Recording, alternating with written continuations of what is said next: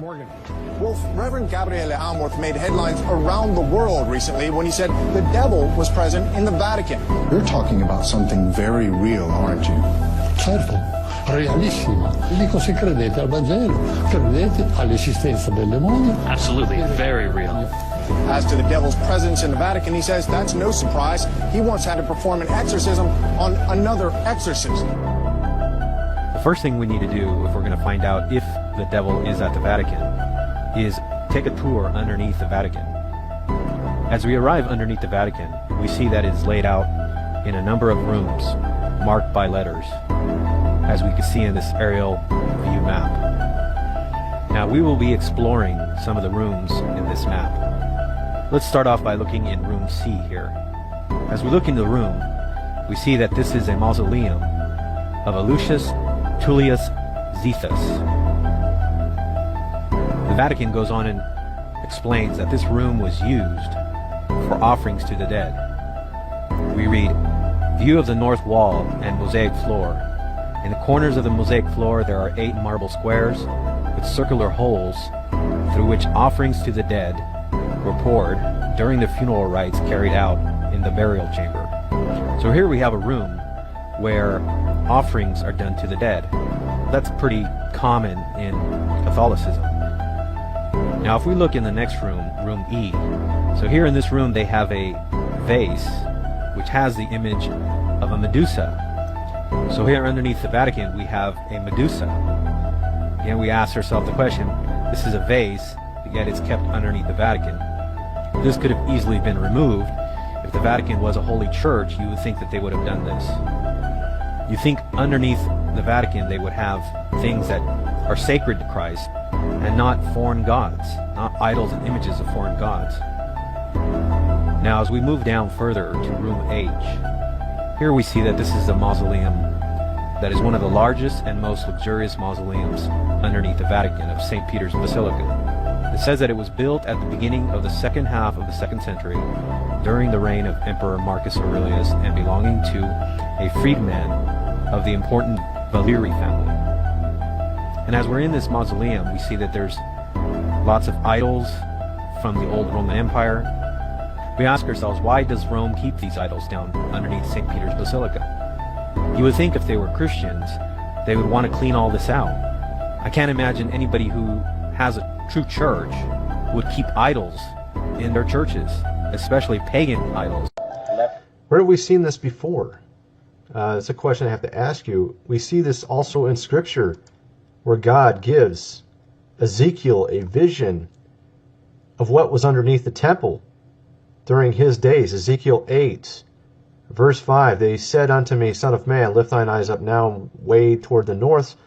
I lifted up my eyes toward the north, behold, northward at the gate of the altar, this image of jealousy in the entry. He said therefore unto me, Son of man, see what they do? Even the great abominations that the house of Israel committeth here. I should go far off from my sanctuary, but turn thee yet again, and thou shalt see greater abominations. He brought me to the door of the court. I looked in the hole of the wall. He said unto me, Son of man, dig now in the wall. When I digged into the wall, behold, a door. He said unto me, Go in, and behold the wicked abomination. So here we go. He found a secret door. Okay, a secret door that was, in a sense, underneath the temple. All right? And he would see greater abominations, sort of like what we see under the Vatican.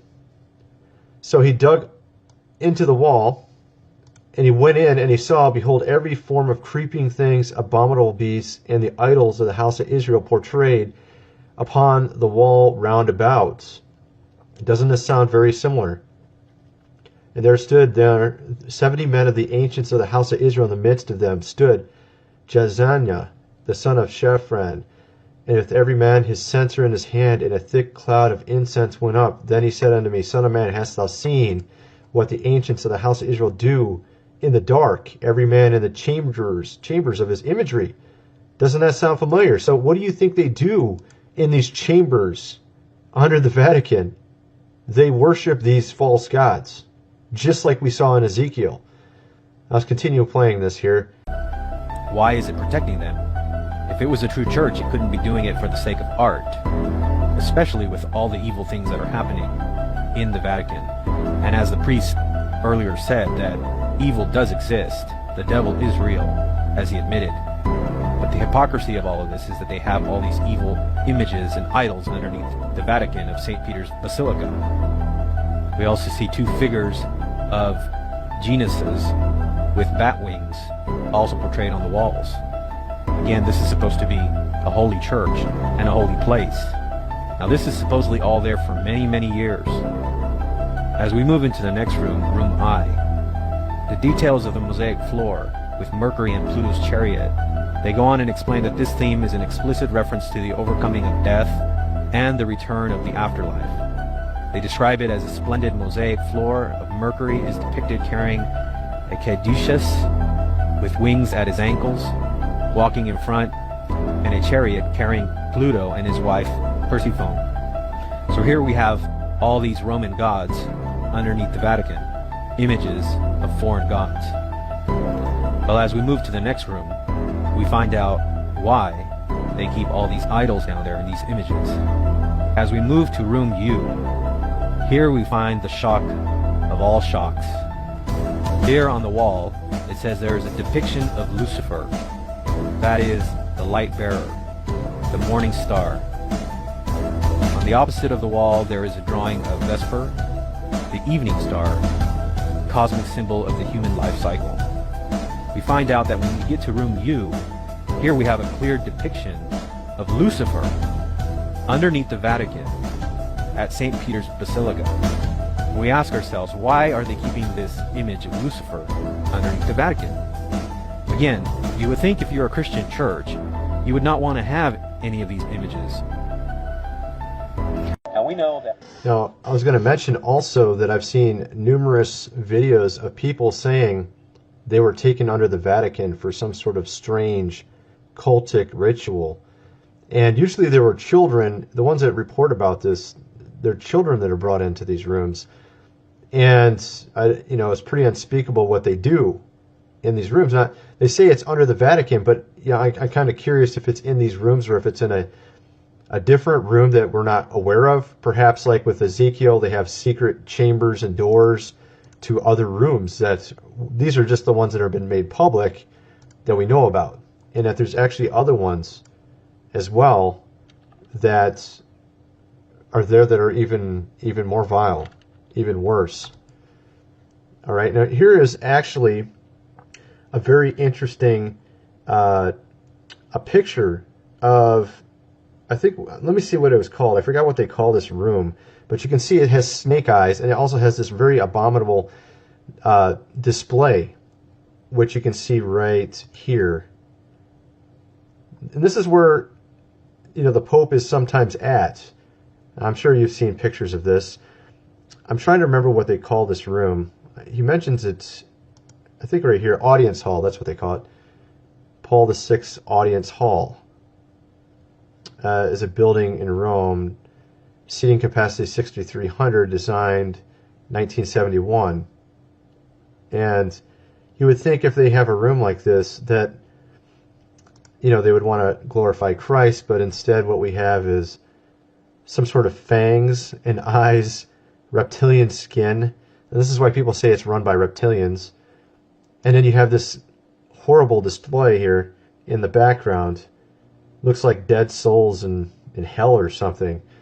Why would you make such a horrible thing?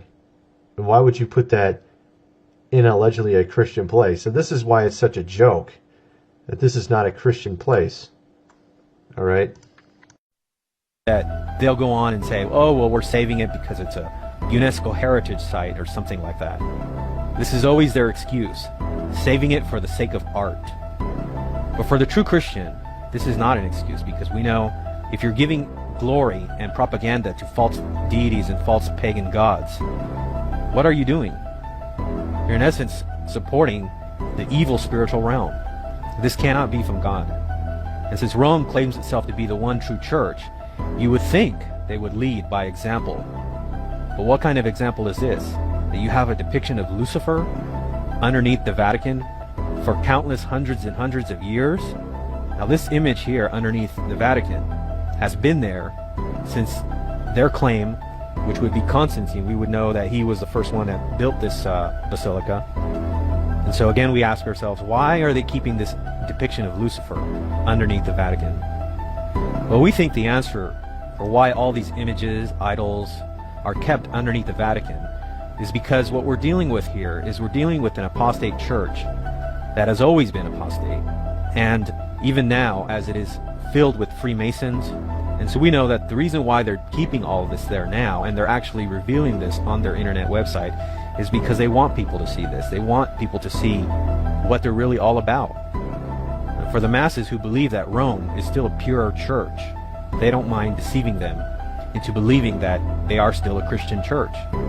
As you go down underneath the Vatican, down into the next rooms, they will try to convince you on this tour that you take that Peter is buried down there in one of the rooms, and that this gives credence to following the Pope. But we ask the question, why would you want to follow a Pope who has all these evil things underneath his church? It's very clear. This is a very interesting point he's making. Especially in light of Pope Francis, who is literally contradicting every type of Christian teaching, and including Catholic teaching. Of course, I'm not a Catholic, but the fact of the matter is he's mocking the truth by putting out things all the time that are contradictory to Scripture. He had a boy ask him where his father was. His father was an atheist. He asked him, is he in heaven? And he essentially didn't, he answered the question and basically said yes, but he said it in a roundabout way. He says, was your dad good? Yes, your dad was good. Well, where do good people go? I mean, such a, simplistic thing like that. And I mean, of course, there was something years ago where he was saying atheists go to heaven. And, you have to ask yourself, what is this guy doing? I mean, it has nothing to do with Christian teaching. It has nothing to do with the Bible. And he just recently had Katy Perry. Let me show you that. Katy Perry coming to show how to do transcendental meditation. She's putting on a workshop. Let me see if I can find that real quick. Here we go. Yeah, here we go. Katy Perry, Pope, virtual reality, technology, meditation in the Vatican. Okay, so they were doing something about transcendental meditation. She was actually teaching a workshop in Vatican City on transcendental meditation. We all know Katy Perry's fake. She's a fraud. So why would they allow that? Why would the exorcist get possessed himself and then another exorcist have to exorcise the demon from him? I mean, seriously, something clearly is wrong. I mean, you've heard all these strange stories. They also have a ton, miles of books that no one even knows what they are under Vatican. You have to ask yourself, why would it make it so it's inaccessible to anyone, or at least anybody that would be like a historian or somebody that has an archaeological background? Why wouldn't they allow these people in to investigate these documents? What are they hiding? I mean, miles and miles of these books and ancient documents. Perhaps there's something they're hiding within these documents, maybe things they've done wrong in the past. That's the question you have to ask. It's just very strange, why they have all these idols underneath the Vatican in the basement. Why do they have all these records sealed that no one can read or see? These are the questions we have to ask.